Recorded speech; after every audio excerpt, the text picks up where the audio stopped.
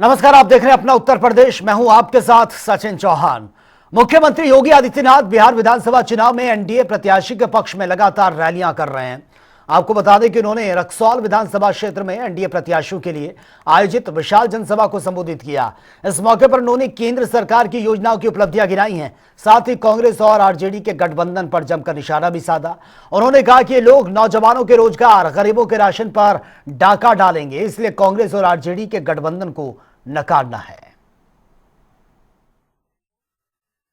ये लोग नौजवानों के रोजगार पर डकैती डालेंगे, ये लोग गरीबों के राशन पर डकैती डालेंगे, ये लोग किसानों को मिलने वाली किसान सम्मान निधि को भी हड़प जाएंगे। इसलिए कांग्रेस और आरजेडी के इस गठबंधन को नकारना है और इसलिए मैं आपसे अपील करने के लिए आया हूं। याद करना, मोदी जी के नेतृत्व में आज भारत में विरासत भी है तो विकास भी है। याद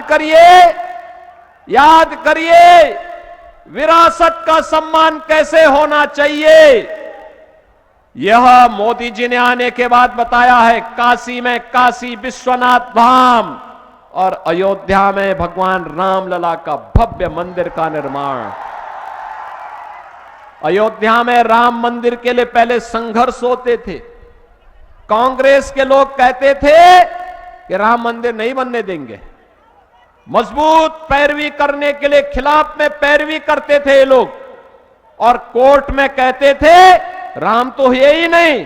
अरे राम नहीं हुए तो मां जानकी और महर्षि वाल्मीकि को भी ये लोग झुठलाने का कार्य कर रहे थे। रामायण जैसे पवित्र ग्रंथ को भी झुठलाने का पाप कर रही थी कांग्रेस। आरजेडी राम मंदिर के निर्माण के रथ को रोक दी थी। इनका पार्टनर है उत्तर प्रदेश में, उसने राम भक्तों पर गोली चला करके अयोध्या को लहूलुहान किया था। लेकिन हम तब भी कहते थे कि रामलला हम आएंगे मंदिर, हम तब भी कहते थे लाठी गोली खाएंगे लेकिन मंदिर वहीं बनाएंगे। और आज तो अयोध्या में राम मंदिर बन गया ना। और मोदी जी हैं और नीतीश बाबू हैं, तो अब तो बिहार के अंदर भी सीतामढ़ी में मां जानकी का भव्य मंदिर का निर्माण हो रहा है। मुख्यमंत्री योगी आदित्यनाथ बिहार के लौरिया विधानसभा क्षेत्र में एनडीए प्रत्याशियों के लिए आयोजित विशाल जनसभा में पहुंचे, जहां पर उन्होंने जनसभा को संबोधित किया। क्या कुछ उन्होंने कहा, एक बार सुन लेते हैं।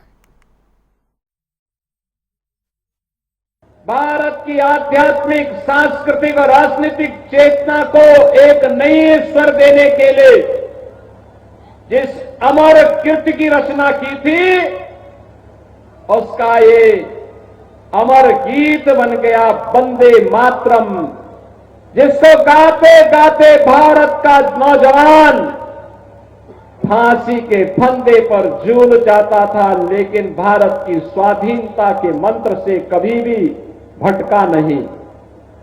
आज उस गीत को रचे हुए 150 वर्ष पूर्ण हो रहे हैं। इस अवसर पर इस गीत के अमर रचयिता बंकिम चंद्र चट्टोपाध्याय की स्मृति को नमन करते हुए उन सभी क्रांतिकारी और हुतात्माओं को भी विनम्र श्रद्धांजलि अर्पित करता हूं, जिन्होंने वंदे मातरम गाते हुए भारत की आजादी के लिए अपने आप को समर्पित किया। बहनों और भाइयों, ऐसे ही समय में जब एक और अमर कीर्ति वंदे मातरम के रचयिता को हम स्मरण कर रहे हैं, और तब भोजपुरी के एक कलाकार विनय बिहारी के समर्थन में आपसे अपील करने का अवसर मुझे प्राप्त हुआ है। बहनों और भाइयों, भोजपुरी की मिठास कहां नहीं पहुंची है दुनिया के अंदर। दुनिया के बंजर द्वीपों को भी उपजाऊ बनाने का काम किया है हमारे भोजपुरिया लोगों ने। जहां कहीं भी भोजपुरिया संस्कृति गई, भोजपुरी संस्कृति गई, उस क्षेत्र को उपजाऊ बनाने का काम किया है। और बहनों और भाइयों, बिहार की धरती तो मैथिली और भोजपुरी छठ गीतों के माध्यम से वैश्विक पहचान दिलाने वाली शारदा सिन्हा की भी पावन धरा है। शारदा सिन्हा को पद्म पुरस्कार मोदी जी ने ही दिया है, मोदी जी की, एनडीए की सरकार ने ही दिया है। कल मैं देख रहा था बिहार के अंदर, बिहार की माताओं, बिहार के नौजवानों, बिहार के अन्नदाता किसानों का उत्साह, क्या झूम करके एनडीए के समर्थन में उनका वोटिंग हुआ है, अभिनंदनीय है। 65% मतदान बिहार की धरती में, बिहार के नौजवानों के द्वारा। स्पष्ट रुझान है कि फिर एक बार जब 14 नवंबर को जब यहां की ईवीएम खुलेंगी तो फिर साकार होगा कि फिर एक बार एनडीए सरकार, फिर एक बार एनडीए सरकार के लिए ही विनय बिहारी के समर्थन में आपसे अपील करने के लिए मैं आपके बीच आया हूं।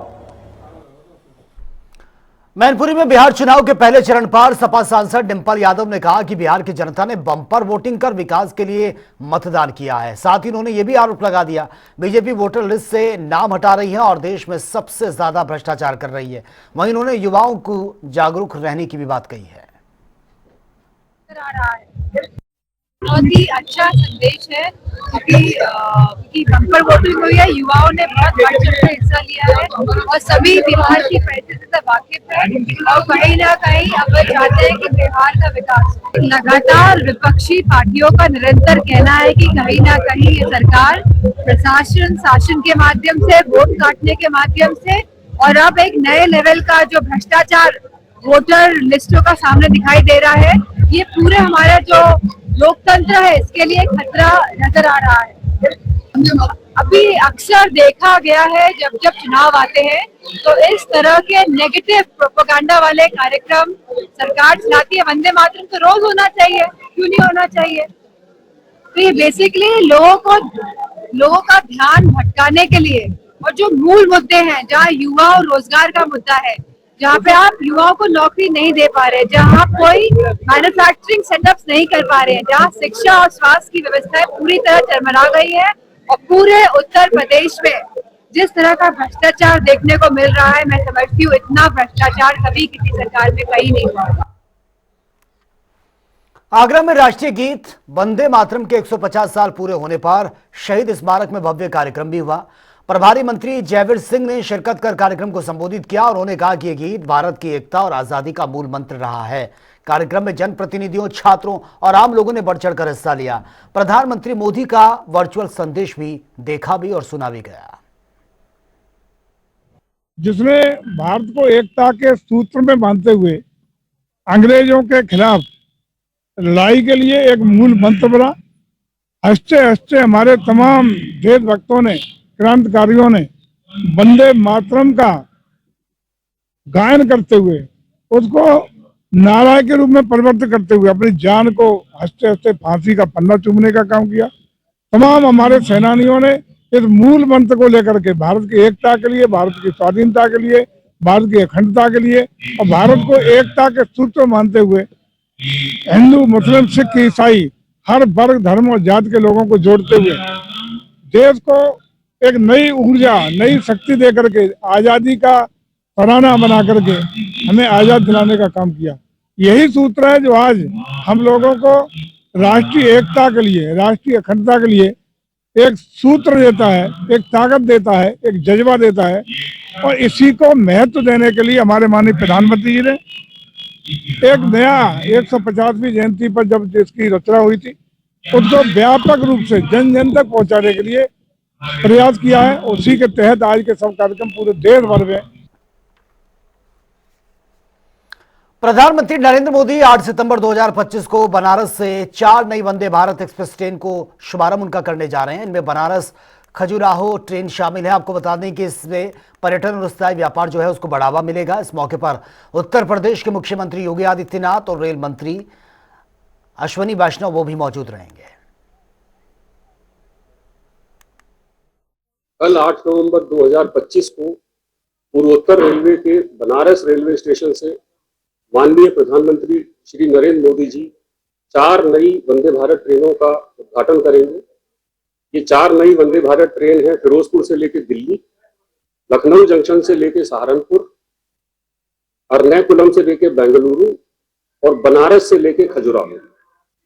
इस समय जब ये उद्घाटन हो रहा होगा, उत्तर प्रदेश के माननीय मुख्यमंत्री जी श्री योगी आदित्यनाथ जी और रेल मंत्री श्री अश्विनी वैष्णव जी भी बनारस स्टेशन पर उपस्थित होंगे। झांसी मंडल में बनारस से लेकर खजुराहो की वंदे भारत एक्सप्रेस का संचालन किया जाएगा, जो मंडल के 4 स्टेशनों पर अपनी सेवा देगी। चित्रकूट धाम, करवी, बांदा, महोबा और खजुराहो में अंत में जाके वो टर्मिनेट होगी। कल की उद्घाटन गाड़ी सुबह 8:05 पर लोकार्पित की जाएगी और ये गाड़ी शाम को 16:25 पर खजुराहो पहुंचेगी। वंदे भारत एक्सप्रेस जो बनारस और खजुराहो के बीच नियमित रूप से चलनी है, उसकी अभी संचालन का तिथि निर्धारित नहीं हुई है, लेकिन वो गाड़ी सुबह 5:05 पर बनारस से चलेगी और दोपहर में 13:10 पर खजुराहो में पहुंचेगी। यही गाड़ी वापसी में 15:20 पर खजुराहो से चलकर रात के 23:15 बनारस पहुंचेगी। कल का जो उद्घाटन है उसमें 8 कोचेज हैं। आगे जो गाड़ी जो नियमित रूप से संचालित की जाएगी उसकी सूचना तिथि के साथ हमें प्राप्त होगी। उत्तर प्रदेश के मत्स्य मंत्री डॉक्टर संजय निषाद ने संत कबीर नगर में विभागीय समीक्षा मीटिंग की है, जिसमें उन्होंने कहा कि आरक्षण के मुद्दे पर राहुल गांधी ने कभी भी कुछ नहीं कहा। उन्होंने इसे वोट की ठगी करार दिया और साथ ही मंत्री डॉक्टर संजय निषाद ने कहा कि जब केंद्र और राज्य एक साथ हों तो बीजेपी मजबूत स्थिति में है। देखिए, अब ये भावना से खेलने वाला मुद्दा है। लोग इनको अशिक्षित, अनपढ़, गंवार, गरीब बना के रखे। इनके आरक्षण के मुद्दे पर कभी राहुल गांधी बोलते कि भाई हमारी सरकार से गलती हुई, ये अनुसूचित जाति की सूची में सूचीबद्ध थे, त्रुटि बस यह है, गलती से इनको ओबीसी में पड़ गया जो गैर संवैधानिक था, हम आएंगे। तो इनको आवाज जब तक इनके आरक्षण के मुद्दे पर न कोई बोले तो माना जाए कि वोट की ठगी का मामला है और धोखे से फिर से भावना के साथ खेलकर वोट लेने का है, लेकिन न कि इनके सामाजिक शिक्षा का जो संवैधानिक अधिकार दिलाने का मामला। इनका संवैधानिक अधिकार है कि बिहार में भी अनुसूचित जाति की सूची में सूचीबद्ध भारत सरकार के पूरे देश में मछुआरे अनुसूचित जाति की सूची में सूचीबद्ध है 10 अगस्त 1950 के नोटिफिकेशन के अनुसार। लेकिन दुर्भाग्य से राज्य सरकारें 3-4 जो हिंदी भाषी क्षेत्र है, जो मछुआरों का बहुत आबादी 18% है, इनका नाम पिछड़ी में डालकर कह दिया यह है पिछड़ी, अब खाएंगे खिचड़ी। लेकिन जब मैंने आंदोलन किया 2015 में, यहाँ 7 जून 2015 को देखा होगा कि 31 दिसंबर 2016 को राज्यपाल ने उसको संशोधित किया कि नहीं, अब केवट मल्ला बिंद कश्यप कहां दिवर एक बार बात अब पर राजभक्त प्रजापति नहीं पिछड़ी, नहीं खाएंगे खिचड़ी, इनको नई सूची बनाई जाए अनुसूचित जाति का अधिकार। तो एक मांग हमारे समाज का, पूरे देश का है कि मेरा नाम ओबीसी से खारिज हो और अनुसूचित जाति में हम पहले से हैं, उसका प्रमाण। बिहार में एनडीए सरकार, वहां भी बाहर आए एनडीए सरकार है। क्योंकि देखो, हम निषादों के मुद्दे केंद्र और राज्य दोनों जब एक साथ रहेगा तब हल होगा। क्योंकि आज के दिन में इसलिए मोदी जी हैं और योगी जी हैं, वहां भी भारतीय जनता पार्टी आए तभी काम।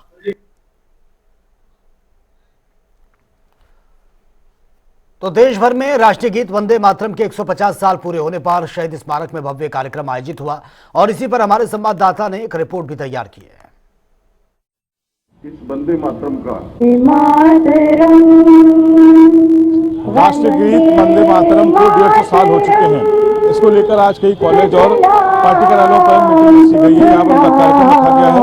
आज भाजपा कार्यालय पर भी एक आयोजन किया गया है जहाँ पर राष्ट्रीय गीत का गायन हो रहा है। ऐसे आयोजन कई 150 जगह पर भारतीय जनता पार्टी करा रही है। देश भर के स्कूलों में भी इस तरह के कार्यक्रम रखे गए हैं। भाजपा का कहना है कि ये हमारा राष्ट्रीय गीत, इस पर एक आज़ादी की लड़ाई में एक हथियार के तौर पर इस्तेमाल किया गया था, लेकिन बाद में कांग्रेस ने इस पर बैन भी लगाने के प्रयास किए। फिलहाल इस मौके पर प्रधानमंत्री नरेंद्र मोदी भी स्मरण उत्सव कार्यक्रम की शुरुआत करने वाले हैं। डाक टिकट भी इस मौके पर जारी किया जाएगा। फिलहाल बंकिम चंद्र चटर्जी ने 1875 में इस गीत को लिखा था। इसके बाद रविन्द्रनाथ टैगोर ने इस गाने के रूप में पेश किया। 1896 में कलकत्ता कांग्रेस अधिवेशन में पहली बार यह गीत गाया गया। ये एक ऐसा गीत था जिसे आंदोलन का प्रतीक माना गया, हर जुबान पर चढ़ गया, लोगों में देशभक्ति की लहर दौड़ जाती थी। 24 जनवरी 1950 में इस राष्ट्रीय गीत पर चुना गया था। फिलहाल बताया ये भी जा रहा है कि हाल ही में केंद्रीय कैबिनेट ने भी इसे राष्ट्रीय गीत के तौर पर प्रस्तुत किया है और ये भी कहा गया है कि जब ये गीत अब लोगों की नज़र में आए, 7 दिन तक पखवाड़ा भी चलेगा अलग अलग कॉलेज और अलग अलग स्कूलों में। इसके अलावा जो पार्टी कार्यालय हैं, भाजपा के जो जिला कार्यालय हैं, वहाँ पर जो भी कार्यक्रम होगा उसकी शुरुआत इस वंदे मातरम गीत से की जाएगी। वंदे मातरम को भारतीय जनता पार्टी के नेता कह रहे हैं कि कांग्रेस ने इसमें बैन भी लगाया। मुस्लिम तुष्टीकरण की वजह से भी इस गीत को राष्ट्रीय गीत के तौर पर प्रस्तुत नहीं किया गया। फिलहाल रविन्द्रनाथ टैगोर ने जब इसे गाया उसके बाद से ये गीत लोगों की जुबान पर था। अंग्रेजों ने भी इस पर बैन लगाया था और कहा था कि इससे लोगों के बीच उत्साह बढ़ रहा है, लोग एकत्रित हो रहे हैं। फिलहाल इस पूरे गीत को लेकर अब कहा जा रहा है कि 7 दिन तक भाजपा पूरी तरह से इस तरह के कार्यक्रम चलाएगी। कैमरा पर्सन हमजा के साथ जनता टीवी लखनऊ। राष्ट्रीय गीत वंदे मातरम को 150 साल हो चुके हैं। इसको लेकर आज कई कॉलेज और पार्टी कार्यालयों पर मीटिंग की गई है। यहाँ पर कार्यक्रम रखा गया है। आज भाजपा कार्यालय पर भी एक आयोजन किया गया है जहाँ पर राष्ट्रीय गीत का गायन हो रहा है। ऐसा आयोजन करीब 150 जगह पर भारतीय जनता पार्टी करा रही है। देश भर के स्कूलों में भी इस तरह के कार्यक्रम रखे गए हैं। भाजपा का कहना है कि ये हमारा राष्ट्रीय गीत, इसको एक आज़ादी की लड़ाई में एक हथियार के तौर पर इस्तेमाल किया गया था, लेकिन बाद में कांग्रेस ने इस पर बैन भी लगाने के प्रयास किए। फिलहाल इस मौके पर प्रधानमंत्री नरेंद्र मोदी भी स्मरण उत्सव कार्यक्रम की शुरुआत करने वाले हैं। डाक टिकट भी इस मौके पर जारी किया जाएगा। फिलहाल बंकिम चंद्र चटर्जी ने 1875 में इस गीत को लिखा था। इसके बाद रविन्द्रनाथ टैगोर ने इस गाने के रूप में पेश किया। 1896 में कलकत्ता कांग्रेस अधिवेशन में पहली बार यह गीत गाया गया। ये एक ऐसा गीत था जिसे आंदोलन का प्रतीक माना गया, हर जुबान पर चढ़ गया, लोगों में देशभक्ति की लहर दौड़ जाती थी। 24 जनवरी 1950 में इस राष्ट्रीय गीत पर चुना गया था।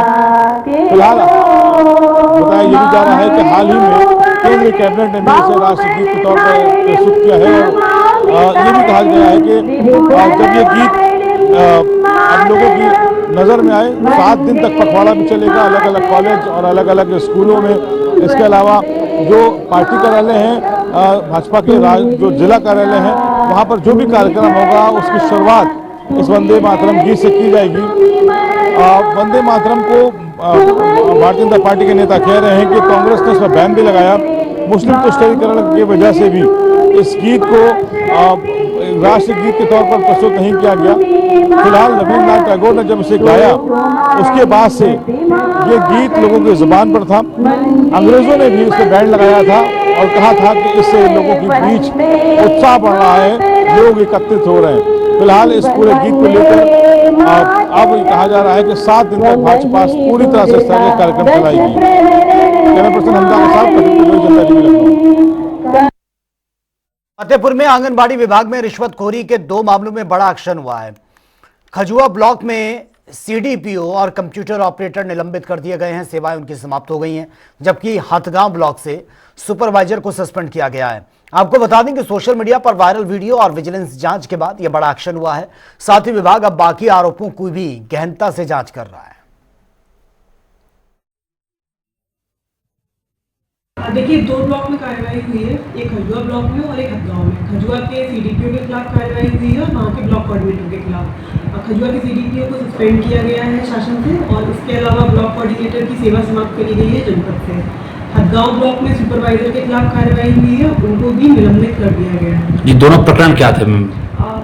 हदगांव में प्रकरण एक वीडियो वायरल हुआ था सुपरवाइजर का, जिसके संबंध में कार्रवाई की गई है, और खजुआ में एक टीम द्वारा छापेमारी की गई थी, विजिलेंस की टीम के द्वारा, उसके संबंध में कार्रवाई की गई है। उन्नाव के बेहटा मुजावर थाना क्षेत्र में हरदोई के गल्ला व्यापारी महेंद्र से हुई लूट का पुलिस ने 24 घंटे में खुलासा कर दिया। ड्राइवर और उसके साथियों ने साजिशें रची थी और जिस पर पुलिस ने 5 लुटेरों को गिरफ्तार कर और साथ ही जो अर्टिगा कार है और 58,200 रुपए नकदी भी बरामद की है। इसमें एक महेंद्र पुत्र राम गुलाम थे। ये गल्ला खरीदने और बेचने का काम करते हैं और बांगर मऊ में पिकअप लेकर के आए थे। इन्होंने गल्ला बेचा जिसमें 78,847 रुपए का गल्ला बिका था।